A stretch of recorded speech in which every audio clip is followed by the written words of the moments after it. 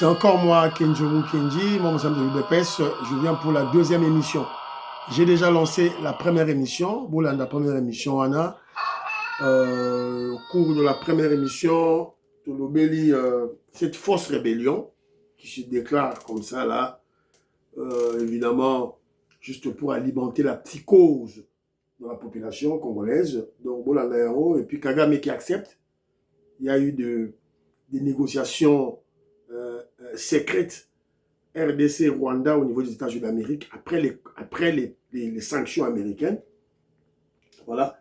Donc, et puis, donc les Américains ont accordé une nouvelle chance à Kagame et qui a accepté. Donc, toujours Zelaé a signé chronogramme, tout et tout là, Bukavu, Goma, Masisi, Bunagana, Babima, tout et tout là, et Masolo, et Sili. Alors, et puis, Bolandaro, tout et tout là, et puis on a essayé de recadrer un certain voyou là qu'on appelle Merveille Vovo. Bolanda émission, s'il vous plaît, vous partagez, vous aimez, et tout là, voilà. Quoi. Alors, deuxième émission là, on a quelques deux vidéos, on a comme entrée, et puis je vais vous présenter un monsieur qui parle. Azam Mouloubate, Azam Congolais, mais qui réfléchit objectivement, je crois, sur le dossier autour du président Félix Tshisekedi, du régime et du changement de la constitution. Donc ce n'est pas un Congolais. Donc il n'a pas un parti politique. Donc il n'a pas de parti pris. Donc lui, il fait une analyse scientifique. Il réfléchit scientifiquement avec objectivité. Donc la Binoboyoka, qu'est-ce qu'il dit, tout et tout là. Mais avant tout, quelques vidéos, autres le côté par-ci par-là, où Yozali ça quand même. Ça énerve un peu. Alors, voilà la vidéo Oyo, bon la binomoko, tout et tout là.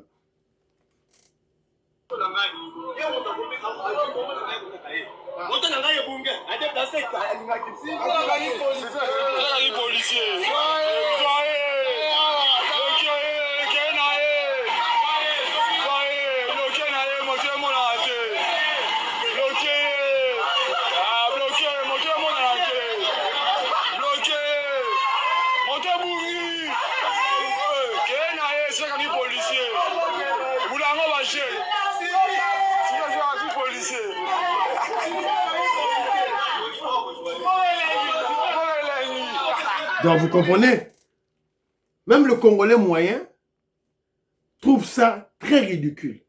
Civil à Kangi policier. Joseph Roger Kambala, comment on va expliquer ça? Pour expliquer à Joseph Roger Kambala, on explique ça comment? Le grand philosophe Douedou, on explique ça comment? Le millionnaire Jean-Marie Ngandou, que je salue, Marcel Moubika et Maman Lille Moubika aux États-Unis d'Amérique. Pour expliquer à mon civil a juste bloqué policier à Kenaï. Donc, moi je crois que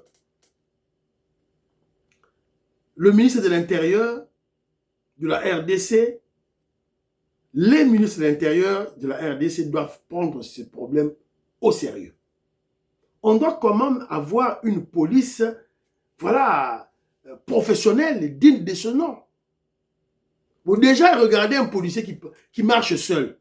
Normalement, un policier ne peut pas, en service, en tenue militaire, en tenue, voilà, ne peut pas se promener seul. Ils ont une équipe. C'est ridicule tout ça. Alors que c'est la police nationale qui doit sécuriser. C'est la police nationale, ou disons, c'est l'État qui dispose de la force sur la population à travers ses structures, notamment la police nationale et l'armée. Parce que la police nationale, parce que lorsque l'État veut établir de l'ordre, l'État utilise ses structures, notamment la police nationale et l'armée. Si vous êtes un policier, pas civil. Nous sommes où?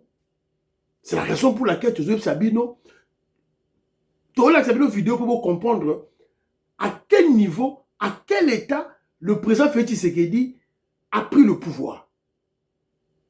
Parce que Je vous ai souvent dit en politique, la génération spontanée n'existe pas.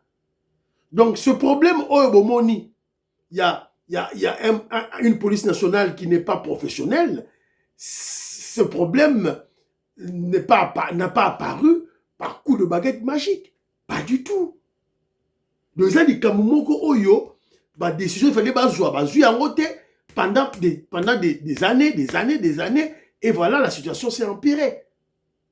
Donc, ce n'est pas une raison pour nous de baisser les bras, mais c'est une raison pour nous de se relever et de dire, voilà, on doit agir.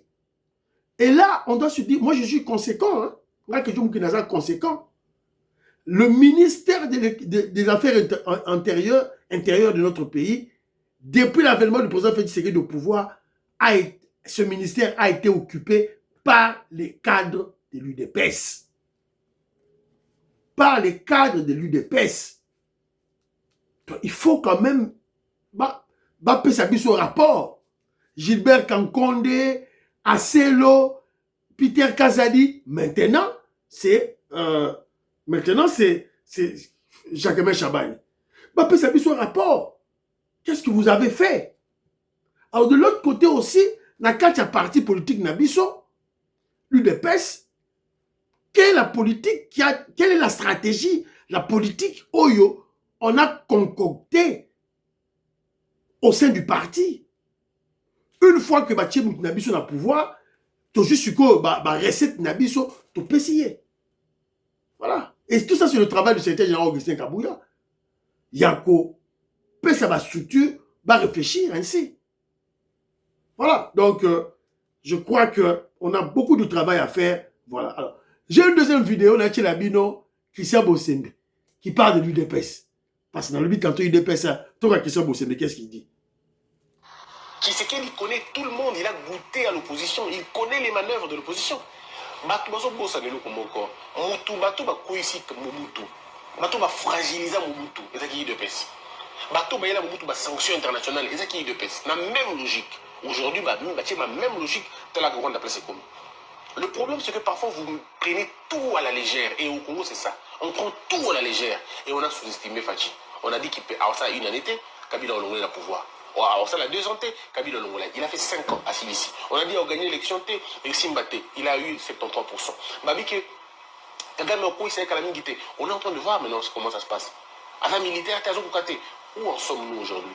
Où est Kagame aujourd'hui? C'est un Tshisekedi qui parlait, et Kagame qui s'est taisé. Aujourd'hui, le rôle s'est inversé. C'est un Kagame qui parle beaucoup pour rien dire, et c'est un Tshisekedi qui ne dit plus rien depuis un certain temps. Tout ça, les gens ne peuvent pas comprendre. Les gens ne veulent pas comprendre toujours que le problème, c'est que la force n'est pas dans les paroles, c'est dans l'action, dans l'anticipation. Et ça, tu sais qu'il est en train de le faire. Est-ce que c'est possible? Aujourd'hui, il y a les opposants qui parlent maintenant. Est-ce que vous voyez que Tshisekedi a même amené le vent de la démocratie au Rwanda? Il a libéré la parole Naba opposants rwandais. Les opposants rwandais commencent à parler aujourd'hui. Et je peux vous le dire, si on continue comme ça... Il parle en dehors du Rwanda. Ça commence toujours comme ça. Hein. Ça commence à parler en dehors. Toujours, il parlait. Oui, ça commence... Non, avant, il ne parlait pas beaucoup. Hein. Ouais. Maintenant, il commence à parler. Ils avaient peur parce qu'ils avaient craqué à tout le monde. Maintenant, ils comprennent que le monsieur est affaibli. Ce qui va se passer, c'est que même au niveau du Rwanda, vous allez voir qu'il y aura des voix qui vont commencer à se lever. Voilà. No comment. Yoki baramukisha bosemba lobby. So que je mouke dans lobby, oh yo jalelo. Nous bataille de pes. Que je mouke ndi yoka de pes. Maman inej matos de jorine. Maman je mouke na bino bataille de pes. Kaka jalelo na jalelo. Ah. Ben Kalombo. Oh bino ka bataille de pes. Oh Jano, José Antonio. Mutalobi Christian Bosembe boyoki. Ah mutaille de pes c'était boyoki. Asa il analyse naie. C'est l'analyse naïe. Et moi, je vous ai souvent dit, je vous exhorte, beaucoup t'as eu de pèse. Beaucoup t'as eu de pèse. Bolanda mbata te. Mbata, oh, union sacrée, te. Beaucoup t'as eu de pèse. L'âge d'or de l'UDPS n'a ne bandité. L'apogée à l'UDPS n'a ne bandité. Pourtant, go banda. Ndeko bomona bakenjo mukendi bateni siko na porte. Lugo kota UDPS to sali show test. test au quotidiennement école du parti batangisi yo avant comme membre à UDPS au sali examen Vembora Mambu a corrigé que Jomu Kenji a corrigé. Voilà, c'est le moment Bokota, le moment yango Bokota UDPS Bokota. Ouais, Bokota te to kanga porte. Voilà. Donc Bandre Makiese Toba okanga porte yo ya okota sko ndengeni. Voilà. Alors, moment de force à UDPS. Tozaki dans opposition. Ma stratégie nyonso bazo sala yabiso. Yabiso. Ba créer stratégie sikaton di mabango. Baza ba yokokate. To si siko ba stratégie na biso opposition to memia contre Kagame. Kagame sa kolela lelo. On a libéré la parole des opposants rwandais. Le fils d'Abiyarimana, il s'est caché quelque part. Il avait peur de sortir. Mais maintenant, Fachi Beto a 6 000 à Liboko. Ils ont compris les caractères. Tout droit, Kaka. Jean-Louis Bissangoula, Fachi Chindele, Willy Bochard, Willy Tchekab, Willy Chims. Tout droit, Kaka. Bana Congo, vous allez connaître Mwanza, Moïse Kabonga Djoubek, président de Sayou. Alors, je vais vous présenter une autre vidéo, un extrait plutôt. Boyo Kamutaza Roloba. Boyo Kamutaza Roloba. Toyoka. Constitution, changement ou pas de la Constitution, nous avons eu au Congo-Brazzaville. Raison pour laquelle je veux d'abord aussi planter le décor sur le plan politique. Pourquoi ça cristallise autant de passion? Parce que tout simplement, en Afrique francophone, véritablement, depuis le pluralisme politique s'est installé, on a vu un certain nombre de régimes politiques dévoyer en fait ce qui devrait être quelque chose de normal, comme l'a dit Maître tout à l'heure. Une constitution n'est pas quelque chose, c'est pas la Bible. Elle peut être modifiée autre. Nous sommes en France ici. Jean-Luc Mélenchon appelle à la 6e République. Ça ne crée pas autant de passion, ce qui est tout à fait normal. Mais pourquoi ça crée de la passion en Afrique? Parce que tout simplement, j'ai catégorisé 3 types de changements ou de modifications de la Constitution. Et la première catégorie qui est arrivée notamment dans les pays de l'Afrique de l'Ouest. Pourquoi? Parce que là-bas, on avait des démocratures. On a toujours on avait des démocratures. Je prends le cas du Mali, du Burkina et autres. C'est-à-dire, on met en place, on organise des vraies fausses élections et en réalité, les aspirations du peuple ne se retrouvaient pas. Parce que ceux qui ont metté là, généralement, c'était de manière mécanique.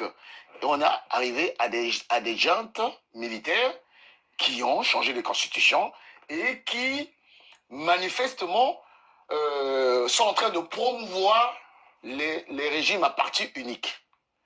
Moi, le démocrate, c'est pas ma tasse de thé. Mais je suis en train de faire un constat. Deuxième constat, la catégorie des chefs d'État qui sont là de longue date, qui modifient les constitutions, sinon changent les constitutions pour leur intérêt personnel.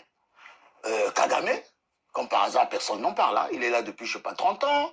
L'Ougandais, là, le président Museveni, le président Denis Sassou Nguesso, 7 mandats. Bon, on change Ouattara, voilà, pour des intérêts personnels. Ça, c'est la deuxième catégorie. Museveni, Ouattara, Biya. Deuxième catégorie, c'est pour des intérêts personnels.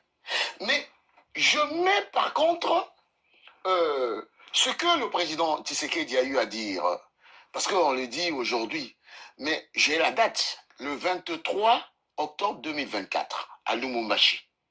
Lorsqu'il dit, et Dadi l'a dit tout à l'heure, je vais mettre en place une commission pour réfléchir sur la constitution actuelle. Et cette catégorie des tentatives de modification ou de changement de la Constitution, ce sont des constitutions qui ont été mises en place dans des conditions assez spécifiques. Et en l'occurrence, celle de la RDC, et tout le monde le dit, les observateurs le disent, les sachants le disent, c'est comme une constitution de belligérance. Dans un contexte où le pays était pratiquement en phase de balkanisation, en guerre, rédigé à l'étranger, on n'y revient pas en détail, et en même temps, c'est ce que j'appelle des constitutions qui sont en fin de cycle. Parce qu'il y a un paradigme qui est en train de changer. Pourquoi aujourd'hui, de manière légitime, le président Tshisekedi, le 20 octobre dit, 2024, il faut réfléchir sur la Constitution. Parce qu'il commençait son deuxième mandat, il s'est rendu compte que les faiblesses deviennent de plus en plus criardes. Et ne nous voilons pas la face. Une année après, le 26 janvier 2025, prise de Goma. Donc une année après. Qui viole la Constitution là? C'est celui qui était censé la faire respecter, c'est-à-dire Joseph Kabila. Non, Joseph Kabila. Parce que c'est lui qui est le père de cette constitution-là. Mais il refuse d'aller aux élections et aujourd'hui on a démontré que c'est lui qui est derrière la FC M23. Donc c'est cette troisième catégorie que j'appelle moi les constitutions en fin de cycle que normalement, sans patient, on devait mettre en place une commission qui devait réfléchir sur les faiblesses et les forces de cette constitution, voir comment on va évoluer à travers cette constitution de la RDC sans patient. Mais non, pour revenir sur Kabouya, sa sortie de Kabouya. Je préfère beaucoup plus le troisième argument de Dadi, qui parle de dynamique citoyenne. Parce que il faut toujours questionner le peuple. Les différentes émissions que nous avons eu à faire tout à l'heure, moi quand je vais regarder les commentaires, en tout cas 80% des Congolais disent, cette constitution-là, en tout cas, il faut nous regarder ça. Elle ne s'inscrit plus dans les aspirations du peuple, notamment celle de voir, et Maître le disait tout à l'heure, lorsque vous voyez des gouverneurs qui sont devenus des gouverneurs pratiquement puissants comme a été Katumbi. Katumbi aujourd'hui est en train de cristalliser comme une espèce de baccalisation, on va dire insidieuse. Parce qu'on lui avait donné tellement de pouvoir en tant que gouverneur qu'il se permet cela. Donc, je m'inscris beaucoup plus dans une dynamique citoyenne qui demande à ce que les sachants, les sociologues, les juristes, les anthropologues et autres réfléchissent sur la Constitution que de pousser à ce que le politique tombe dans le piège de la première catégorie ou de la deuxième catégorie. Or, l'argument, la RDC, en tout cas le président Félix Tshisekedi, qui veut initier une réflexion, a plus d'arguments, j'y reviendrai, pour pousser à un changement de cette constitution, pas à une modification, à un changement. Il a beaucoup d'arguments, parce que pour moi, il y a un changement de paradigme. Il est en train de gagner une guerre dont la Constitution est née depuis 2006. Et à travers cela, il a cette légitimité de demander aux Congolais, réfléchissant, comme d'ailleurs a commencé à réfléchir déjà mon ami Armand Gabriel, depuis pratiquement des années, ça prouve à suffisance que Armand était précurseur, que cette Constitution avait des dispositions tellement conflictuelles qu'il faut changer de paradigme. Bon, je vais avec vous, Ramon Avinga, parce que depuis... Voilà, la Sukiwana. Non comment, Boyoki. Brièvement, ce monsieur, qui n'est pas Moulouba, qui n'est pas de l'UDPS, qui n'est pas congolais, il a observé, scientifiquement, objectivement, les changements de constitution en Afrique. Et il les a catégorisés. Il y a 3 catégories. La catégorie Misato. Boyoki, la catégorie Nyonso, il a expliqué. Boyoki, la catégorie Nyonso. La catégorie de Bosso, Oyo, Bomoni, Oysami, Mali, tout coup d'état, papa. Allez, bout, il y avait des gens, il y avait des présidents qui étaient là, qui semblaient dire aux gens qu'il y a la démocratie. Il y a la démocrature. Il parle de démocratie, mais en fait, en réalité, il se cache derrière. Première catégorie. Deuxième catégorie, c'est la catégorie des Sassou, Kagame, Museveni, Biya, qui s'éternisent au pouvoir. Ils changent les constitutions pour leur intérêt personnel. Et troisième catégorie, c'est là où il inclut le président Félix Tshisekedi, le régime de Tshisekedi. Ce sont des changements de constitution pour corriger les mauvaises constitutions antérieures ou en vigueur. Soit vous regardez, je prends un exemple. Kagame quitte le pouvoir. Prenons l'exemple que Kagame quitte le pouvoir. Il y a un nouveau président qui veut véritablement arranger l'État rwandais. Il ne va tout de même pas se baser sur la constitution de Kagame. Que Kagame a changé à tout bout de champ pour que cette constitution soit taillée sur sa taille, sur sa mesure. Donc sûrement qu'il va changer la constitution. C'est le cas, celui qui prendrait le pouvoir après Paul Biya. Il va changer la constitution de Biya parce que c'est une mauvaise constitution. Biya l'a changé pour ses intérêts personnels. C'est le cas avec la RDC.